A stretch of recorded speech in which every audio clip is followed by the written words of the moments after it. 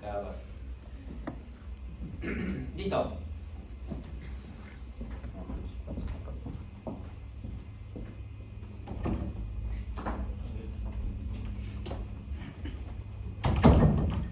¿Están los entregados? ¿Están? Lo que hemos mencionado ahora. Compañeros, después, terminando ya la clase para que todos estén entregados y no nos tendremos complicaciones más adelante. Yo le dije que les iba a dejar pasar esa teoría, pues no. Pero si vas a llegar a las 9 de la mañana, ya tampoco te pasa. Ya no. Porque de abajito te va tu cafecito, hermano. A ver. Entonces les mencionaba que dentro de las pruebas genéticas existen diferentes tipos, ¿no es cierto? No solamente las pruebas moleculares ni las citogenéticas, también las pruebas bioquímicas, algunas pruebas inmunológicas pueden estar dentro de este grupo, porque la finalidad es detectar qué moléculas: ADN, ARN, genes, proteínas, ¿no es cierto? O en todo caso al cromosoma completo. Entonces, todas estas moléculas pueden ser detectadas en una prueba genética. La mayoría de las pruebas genéticas son de tipo molecular, ¿sí? Y de tipo citogenética. Pues por eso que las vamos a ver un poquito más. Chicos, ustedes ya han hablado sobre pruebas bioquímicas, ¿no es cierto? En el curso de bioquímica. Ya van a hablar sobre pruebas. ¿Parasitología llevan? ¿En qué ciclo llevan parasito? En cuarto también. Ya, ok. En parasitología van a hablar de otras pruebas parasitológicas probablemente, en bacteria también, ¿no es cierto? O sea, cada área tiene diferentes tipos de pruebas, esa ya no la vamos a mencionar ahora. Inmuno, ¿en qué semestre llevan inmunología? ¿También cuarto ahora se llama inmuno? ¿Qué tal está inmuno? Son dos en uno. ¿Cómo dos? Microbiología e inmunología. Ah, los dos, micro e inmunología. Ya. ¿Y qué tan pesada es la inmunología que llevan ustedes? ¿Es muy pesado? ¿No tanto? Qué raro. Normalmente inmunología es un curso integrador. Es un curso integrador porque te integra chicos de cuarto, quinto, sexto, séptimo.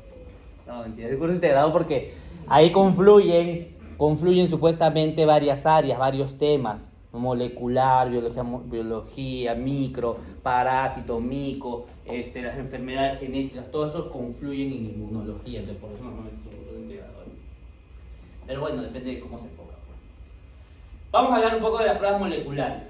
Chicos, existen varios tipos de pruebas moleculares. Vamos a mencionar solamente algunas de ellas. Por ejemplo, los RFLPs, las pruebas basadas en PCR y las pruebas de secuenciamiento. La base de las pruebas moleculares es el PCR. Ustedes ya lo han escuchado muchas veces, ¿no es cierto? ¿Cuál es la finalidad del PCR? Amplificar una zona del ADN. Ok, muy bien, ¿no es cierto? Sí, eso es PCR, es amplificar un pequeño segmento del ADN, tu segmento de interés.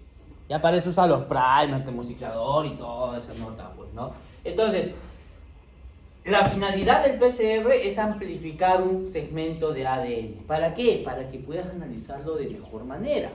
Si tú tienes solamente una muestra, un fragmento de ADN, no lo vas a poder analizar, porque es muy chiquitito. En cambio, si tienes muchos fragmentos de la misma secuencia, va a ser mucho más fácil poder identificarlo, procesarlo, analizarlo. Chicos, es como si es que yo tuviese, pues no, mando a... ¿Cuál es tu nombre? Yeslin. Mando a Yeslin y le digo: Yeslin, anda, párate a no sé, ¿no? ¿Qué se ve acá?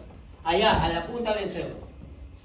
Yeslin va, ¿no? Y para que se note Yeslin, le ponemos su chalequito de estos que usan los pincetras, este verde fluorescente. Le ponemos su chalequito verde fluorescente y la mandamos allá a la punta del cerro. Es una sola persona. ¿La podremos identificar desde acá? No. Pero si fuese, no sé, pues no, 200 estudiantes de la universidad, les ponemos un chalequito verde, los mandamos a la punta del cerro. ¿De acá lo vamos a poder identificar a todos ellos que están en grupo? Probablemente sí, vamos a ver una manchita, ¿no es cierto? Cuando hay más muestra, es más fácil analizar los procesos. Ese es el objetivo del PCR, amplificar la muestra para poder analizar mejor las moléculas, los cambios que le están dando. En función al PCR ya se dan muchas variantes, ¿no? Se dan variantes, por ejemplo, como el RFLP es una variante de PCR. Es un PCR cuyo producto es degradado por enzimas. O sea, esta secuencia que amplifiqué la parto en 2, en 3, dependiendo del caso. Y esos subfragmentos que se generan los analizo en un gel de electroforesis. Entonces, nacen, ¿no? Varias técnicas nacen del PCR. Por ejemplo, el secuenciamiento. ¿Para qué sirve el secuenciamiento? Que muchas veces lo usamos, hoy en día es una palabra muy conocida. Secuenciamiento, ¿qué es? ¿Qué significa? ¿No? ¿Ah, no está teniendo o no? ¿Sí? ¿O no? ¿Nunca? ¿En biología no me habló sobre el secuenciamiento? ¿En otros cursos tampoco? El secuenciamiento es básicamente conocer tu secuencia, tu secuencia de nucleótidos. Si yo le saco un fragmento, por ejemplo, a Yael, un fragmento de su ADN, extraigo su ADN, amplifico. ¿Qué gen queremos amplificar de Yael? ¿Qué enfermedad, proteína o gen que llama la atención en todos estos elementos? Asma. Ya, ok, sacamos genes marcadores de asma de Yael, ya no. Sacamos genes marcadores, lo amplificamos por PCR. Y si yo quisiera saber cuál es la secuencia específica de nucleótidos en estos genes de Yael, para estos genes marcadores de asma, tendría que ser una secuencia mínima. Este producto de PCR, donde amplifiqué, ¿no?, estos genes de Yael, los mando a secuenciar. ¿Para qué? Para que me digan cuál es la secuencia específica de nucleótidos. Y obtenemos una secuencia de nucleótidos. Lo que obteníamos cuando ustedes hacen el análisis del ADN, ¿no es cierto? Le damos la secuencia de A, T, C, G, T, C, G, T, C, C, C, ya, eso es una secuencia específica. Y así como esas secuencias, nuestro ADN tiene una secuencia específica, un patrón específico. Eso lo tenemos en el secuenciamiento, chicos. Pero ¿cómo podemos hacer secuenciamiento? Primero tenemos que hacer una amplificación de ese segmento de ADN, chicos. Y a partir de ese secuenciamiento, pues se analiza en computadora las diferentes alteraciones que puedan tener las personas. Otra técnica que sale o que nace del PCR son los MLPAs, ya que son amplificaciones de regiones más grandes dentro de lo que es el ADN y se usa bastante para para detectar de lesiones e inserciones. Los MLPAs se pueden usar para esta técnica, para poder conocer inserciones y lesiones. Los microarrays, que son chips de ADN, también nacen del PCR. Los SNP, los llamados SNP, que son polimorfismos del nucleótido simple, también nacen del PCR. Entonces, muchas técnicas moleculares nacen del PCR. Es por eso que se estudia bastante esta técnica. Y a sus diferentes variantes tienen diferentes nombres. Pero la idea de todos ellos, ¿cuál es? Detectar alguna anomalía, alguna alteración en nuestro material genético. Chicos, ese es el fundamento o el objetivo de cualquiera de estas técnicas, detectar estas anomalías. Esa anomalía puede ser una lesión, una inserción, un cambio de base, un aumento de tripletes, ¿no?, un cromosoma adicional. Bueno, cromosomas adicionales por esto también, moleculares también. Los arrays o los chips de ADN también nacen del PCR. Chicos, pero acá, ¿qué se hace? ¿Qué se usa? Espera, todavía fuera, un favor. No, mejor manda tu mensaje ahorita. Pues.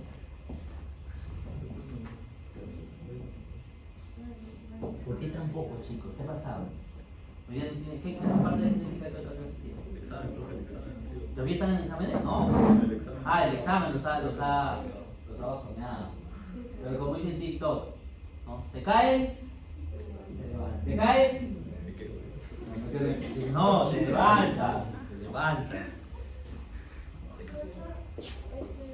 Van a volver a entrar a las 8, ¿no? A las 7:40. 7:45.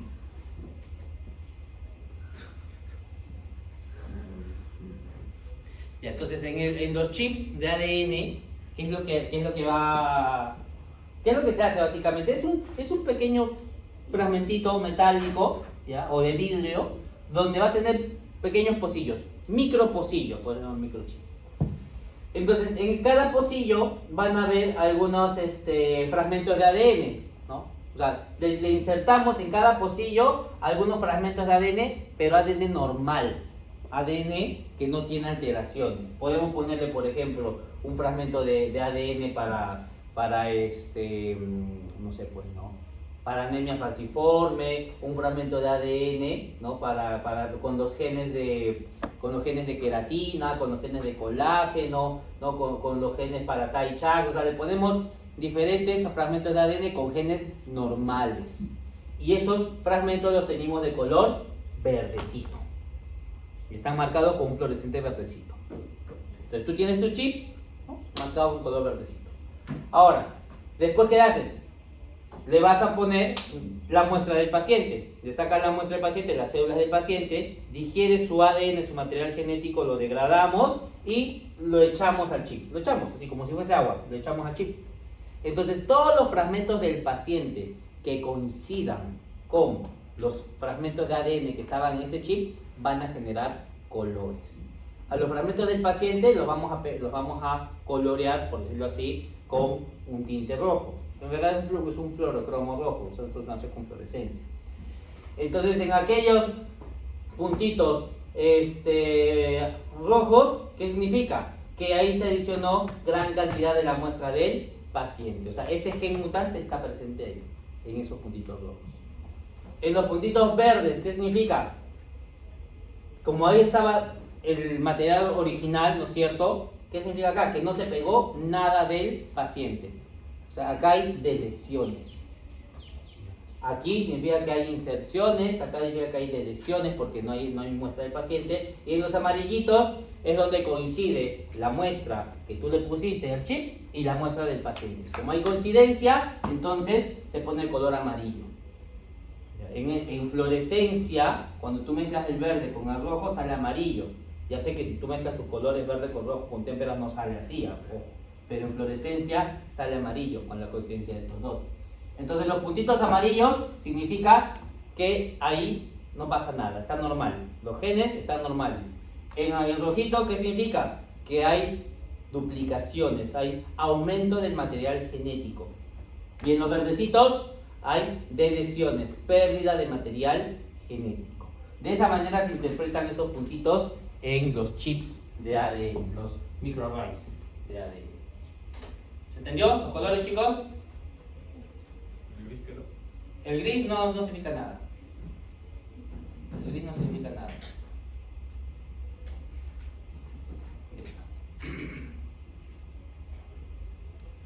Entonces las pruebas moleculares, como ven, pueden ser de diferentes tipos, chicos, pueden ser de diferentes tipos, pero casi todos parten del PCR y pues, las variantes que puedan tener.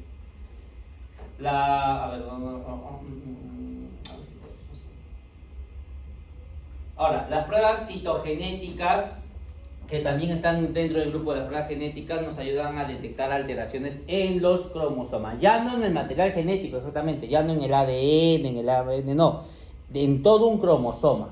Ya analizamos cromosomas completos en estas pruebas, ¿sí, chicos? Entonces, en las pruebas citogenéticas, la técnica más utilizada, la más utilizada vendría a ser el cariotipo convencional.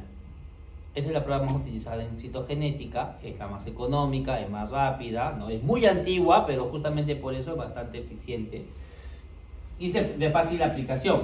Es el cariotipo convencional, en donde, mira, ¿qué obtienes?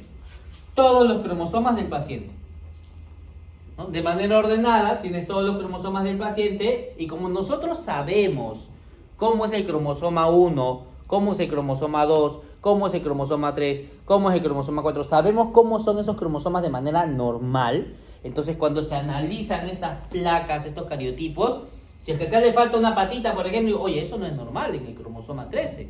Ah, mira, acá hay una deleción. ¿No? O el patrón de bandas se altera. Digo, oye, pero ese no es el patrón de bandas convencional del cromosoma 18. Ah, ok, ahí hay una inversión. Entonces, nosotros primero, para poder utilizar esto, tenemos que saber cómo son los cromosomas de manera normal. ¿Sí, chicos? Entonces, ahí se usa el cariotipo convencional. Aparte del cariotipo convencional, hay otras técnicas de citogenética, le llaman citogenética molecular, porque, bueno, es el nombre que le han puesto. Y en citogenética molecular se analizan también los cromosomas, pero ya de manera un poco más específica. En la citogenética molecular, como por ejemplo el FISH, este de acá, el FISH, o el M-band, este es el M-band, por ejemplo, o banda multicolor también le llaman, chicos. En estas técnicas se analizan también cromosomas, pero se usan sustancias fluorescentes y sondas. ¿Qué son las sondas? Son pequeñas secuencias de nucleótidos que se pegan específicamente a alguna parte del cromosoma. Por ejemplo, yo quiero analizar el cromosoma el 2, el cromosoma 2. Entonces, utilizo una sonda específica que se pegue al cromosoma 2, una secuencia específica de ADN que está marcada con un fluorescente que se pega al cromosoma 2. Entonces yo de frente lo agrego a mi placa, a mi muestra, ¿no? Y mira, ¿qué pasó? Se pegó. ¿Qué significa eso? Ah, que este es el cromosoma 2. O sea, yo no necesito hacer un cariotipo, porque para hacer esto hay que hacer un cultivo celular, hay que hacer una tinción, hay que ver el microscopio, hay que ordenar los cromosomas, porque los cromosomas tú los pones en la lámina, ¿no? Tú revientas una célula que hay en la lámina y los cromosomas, por obra y gracia del Espíritu Santo, no se alinean así, ¿eh? Así no se van a poner. No, los cromosomas van a salir así, todos desordenados. ¿Pero qué hacemos? Ah, hay que ordenarlos. Hay softwares, manualmente también a la antigua se puede ordenar, ¿no es cierto? Y una vez que están ordenados, tienes el cariotipo convencional, ¿no? Que es el ordenamiento de todos los cromosomas por su tipo y por su tamaño. Donde están los grupos A, B, C, D, E, F, G y el par sexual. Ese es el cariotipo. Primero hay que hacer todo este proceso para analizar este cariotipo. Para evitarme todas las chambazas que hago, de frente mi lámina que tiene la muestra, le agrego una sonda que colorea al cromosoma 2 y de frente veo ahí la presencia del cromosoma 2. Si está más chiquito, entonces diré al cromosoma 2 perdió material genético de lesiones. Si está más grande, entonces diré ahí hay duplicaciones. Entonces se puede usar de diferentes maneras. Chicos, lo bueno del FISH es que te puede analizar cromosomas en metafase, porque estos son cromosomas en metafase, ¿no es cierto? O te puede analizar cromosomas interfásicos. O sea, cromosomas que no se están células que no se están dividiendo. Estos cromosomas de acá, ¿en qué etapas de la mitosis los encontramos? En metafase, por lo general, ¿no es cierto? Entre profase y metafase, ahí los encontramos. Pero si estuviesen en anafase, no lo vamos a ver así. Si estuviese en telofase, no va a vernos así. Si estuviese en G sub 1, no va a estar así. Si estuviese en G sub 0, tampoco va a estar así. Entonces, estas técnicas del cariotipo convencional, por ejemplo, tiene restricciones. No la podemos utilizar en células que están funcionando de manera convencional. En una neurona no lo podemos usar, por ejemplo, nunca. Porque la neurona no entra a división. Su ADN nunca va a estar en metafase, en profase. Nunca va a haber este tipo de cromosomas en tus neuronas. No lo puedo analizar. Tú te sacas un linfocito. Ese linfocito ya está diferenciado. No va a entrar en nueva división. Su ADN está disperso. No puedo hacer este análisis. Este análisis solamente se hace en células que están en división celular. El FISH también te permite analizar células que están en división celular, pero también te permite analizar células que están en interfase o en todo caso que están en G sub 0, que están cumpliendo su función fisiológica normal. A una neurona le puedo hacer este FISH. Claro, no voy a ver este cromosoma, no el típico, voy a ver puntitos. Pero yo ya sé que este puntito significa que ahí se pegó la sonda. Entonces yo tengo una célula, un linfocito por ejemplo, y le pongo una sonda para detectar, ¿qué dice acá? Genes, ¿no dicen? ¿Ejemplos? Bueno, genes ABL, genes BCR, creo que son estos, ¿no? Los genes ABL y BCR son genes que normalmente se expresan en personas que tienen que tienen leucemia mieloide crónica. Entonces, yo uso genes, ¿no? Marco estas sondas con colores específicos, los meto a mi célula, que está en G sub 0, por ejemplo, y si la célula capta ese color, ¿qué quiere decir? Que mi sonda se pegó a esa secuencia. Entonces esa secuencia está ahí, dentro de ese cromosoma. ese gen sí está mutado. Y de frente, sin necesidad de que la célula esté en división, puedo detectar enfermedades con el FISH. Entonces, no te olvides, el cariotipo convencional necesitas que la célula esté en división celular. ¿Bien, chicos? En cambio, en el FISH, la célula puede estar en división celular, por eso ves cromosomas completos, o la célula puede estar en G 0, ¿ya? O sea, cumpliendo sus funciones fisiológicas normales. En cualquiera de las dos formas puedes analizar las células. Esa es una de las bondades del FISH, por ejemplo. Claro, obviamente son más caras, ¿no? Necesitas una mayor tecnología para poder hacer esto. Personal especializado para hacer esto. Pero, bueno, no todo es color de rosa. Listo, acá hay unas enfermedades genéticas que pueden estar, acá hay enfermedades que normalmente están relacionadas con pruebas genéticas ya estandarizadas, ¿no? Problemas de cáncer, no todos, pero muchos cánceres hoy en día están mapeados y sabemos, ¿no? Por ejemplo, cáncer de mama, ok, usa tal y tal marcador.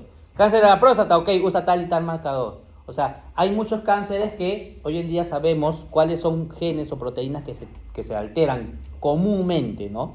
Entonces los usamos como marcadores para poder analizar. En las cardiopatías, en enfermedades hematológicas, en problemas mentales, ¿no? En problemas oftalmológicos o a nivel otorrino también nos pueden ayudar las pruebas genéticas. ¿Ya, chicos? Entonces, en todos esos tipos de cánceres o en todos estos tipos de enfermedades se pueden aplicar fácilmente pruebas genéticas. Celulinia. Muestra, tamizaje. Un ejemplo. Listo. Ya vamos a ver algunos de ellos más adelante. Consultas, dudas, inquietudes.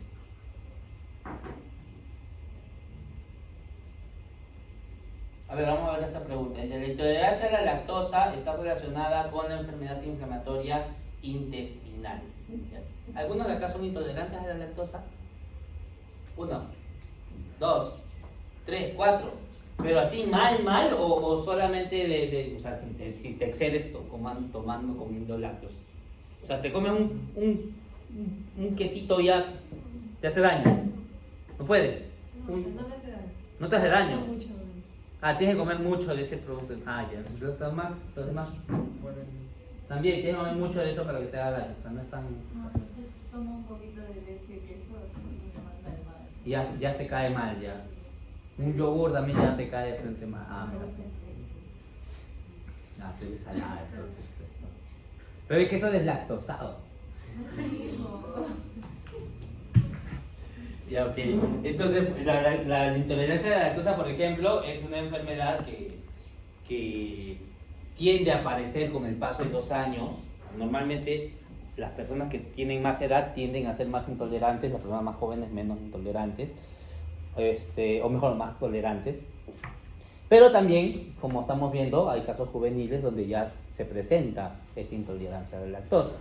Chicos, ¿qué significa esto? Que no pueden degradar bien la lactosa, ¿no? El carbohidrato. Como no lo pueden degradar bien, entonces si lo consumes te cae mal, no lo vas a poder metabolizar de manera adecuada. No dice, ¿cuál sería el metabolismo? Pero no, este metabolismo todavía. Pero eso es de bioquímica, ¿no es cierto? ¿Cuál sería el metabolismo que se afecta? En la ruta metabólica, ¿cuál sería el metabolismo que se afecta en las personas que son intolerantes a la lactosa? Si no puedes degradar la lactosa, eso de manera de repaso. Entonces, ¿qué ruta se está afectando? ¿Qué parte del proceso metabólico se está afectando?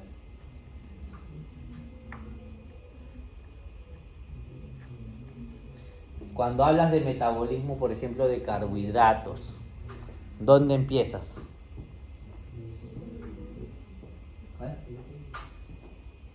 O sea, tú te comes una fresa y de frente haces glicólisis. ¿Dónde empieza?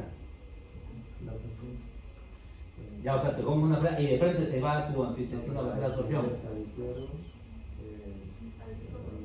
Ya, primero haces una digestión, ¿no es cierto? Haces una digestión.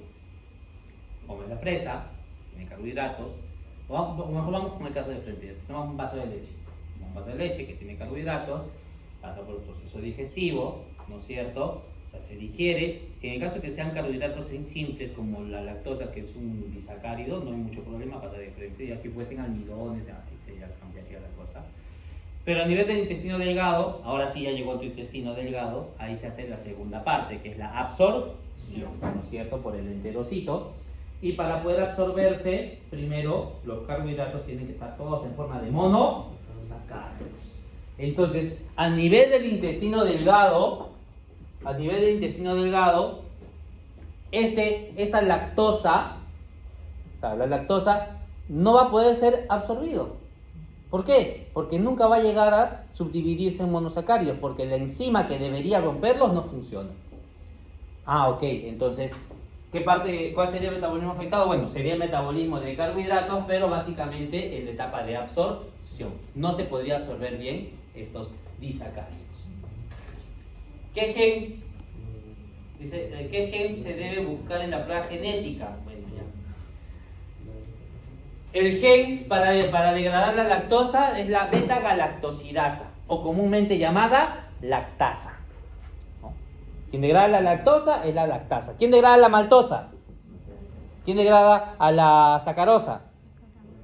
¿Quién degrada al almidón? No me va a decir almidasa. ¿Quién degrada al almidón? La amilasa.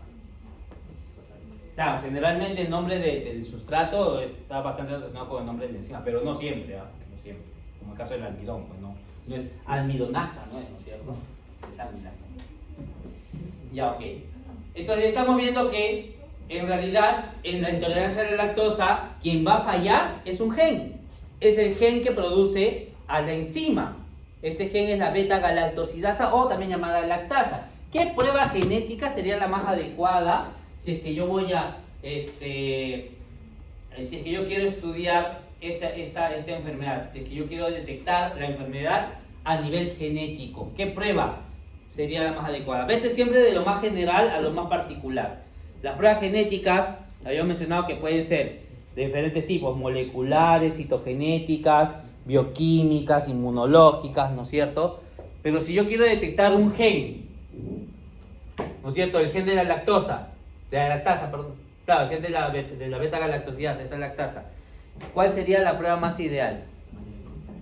Una prueba molecular, porque es un segmento de ADN. Y de las pruebas moleculares ustedes han visto que hay diferentes tipos, ¿no es cierto?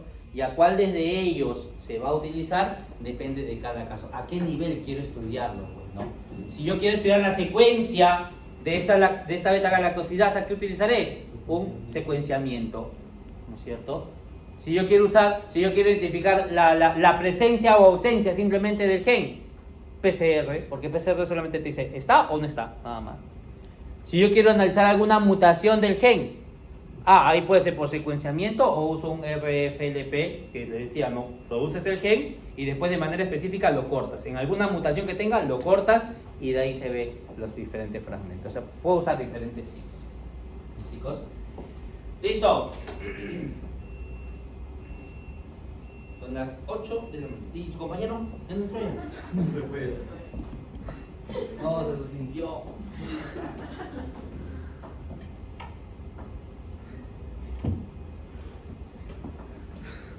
Ya lo perdí.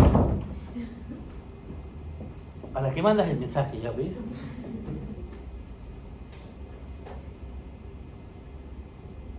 Ahora sí, chicos.